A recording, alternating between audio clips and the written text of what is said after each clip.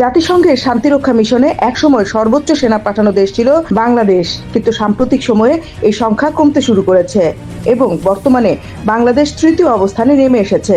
জাতিসংঘ ইতোমধ্যে কিছু বাংলাদেশি শান্তিরক্ষীকে ফেরত পাঠানোর প্রক্রিয়া শুরু করেছে, কিন্তু কেন এই পরিবর্তন? 1988 সালে প্রথমবার জাতিসংঘের শান্তিরক্ষা মিশনে যোগ দিয়েছিল বাংলাদেশ।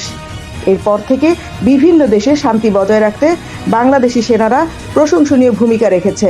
প্রধানমন্ত্রী শেখ হাসিনার শাসন আমলে গত 2021 সালের সেপ্টেম্বর পর্যন্ত বাংলাদেশ সর্বোচ্চ 6,447 জন শান্তিরক্ষী মোতায়েন করেছিল। তবে সাম্প্রতিক সময়ে বাংলাদেশের অবৈধ, দখলদার এবং অগণতান্ত্রিক ইউনূস সরকারের বিতর্কিত কর্মকাণ্ডের কারণে জাতিসংঘের দৃষ্টিভঙ্গির পরিবর্তন এসেছে। বিশ্ব সম্প্রদায় উদ্বিগ্ন যে বাংলাদেশের অবৈধ ইউনূস সরকার মানবাধিকার লঙ্ঘন, রাজনৈতিক বিরোধীদের দমন ও মত প্রকাশের স্বাধীনতা সংকুচিত করছে। জাতিসংঘের নিয়ম অনুযায়ী শান্তিরক্ষীদের নিরপেক্ষ হতে হবে এবং কোনো স্বৈরাচারী শাসনের সহযোগী হওয়া যাবে না। কিন্তু বাংলাদেশের সাম্প্রতিক রাজনৈতিক পরিস্থিতির কারণে জাতিসংঘ মনে করছে এদেশের সেনাদের ভূমিকা নিয়ে প্রশ্ন ওঠার সুযোগ রয়েছে। ফলে জাতিসংঘ বাংলাদেশি সেনাদের সংখ্যা কমানোর সিদ্ধান্ত নিয়েছে এবং ভবিষ্যতে এটি আরও কমতে পারে।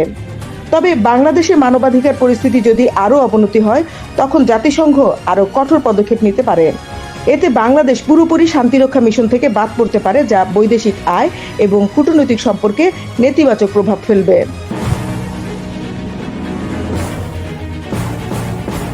রাজনৈতিক বিশ্লেষকরা বলছেন, বর্তমান পরিস্থিতির কারণে বাংলাদেশ এখন আন্তর্জাতিকভাবে একঘরে হয়ে পড়েছে। বাংলাদেশের শান্তিরক্ষা মিশন থেকে পিছিয়ে পড়ার এই কারণগুলো অত্যন্ত গুরুত্বপূর্ণ। অবৈধ ইউনূস সরকারের উচিত দ্রুত নির্বাচন দিয়ে একটি গণতান্ত্রিক সরকার ফিরিয়ে আনা এবং জাতীয় ও আন্তর্জাতিক স্বার্থ রক্ষায় বাংলাদেশকে পিছিয়ে পড়তে না দেয়া। Desk report, বিবাংলা.net।